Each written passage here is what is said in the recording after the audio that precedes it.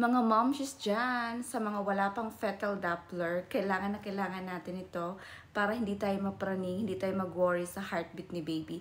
So kahit nasa bahay lang tayo, pwede natin ma-monitor yung heartbeat ni baby. So ito yung laman ng box. So meron na siyang manual guide. At of course, ito yung ating gagamitin, yung fetal Doppler. So kailangan lang natin ng gel. Ito yung gel niya mga moms. So kailangan natin to para makita natin yung heartbeat ni baby.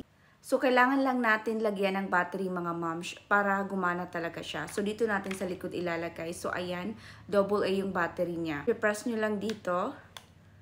Super madali lang siya at soundproof na rin siya mga moms. If gusto mong i-adjust yung volume mga moms, so ito yung volume up niya, ito naman yung volume down niya. Super madali lang siyang gamitin mga momshies.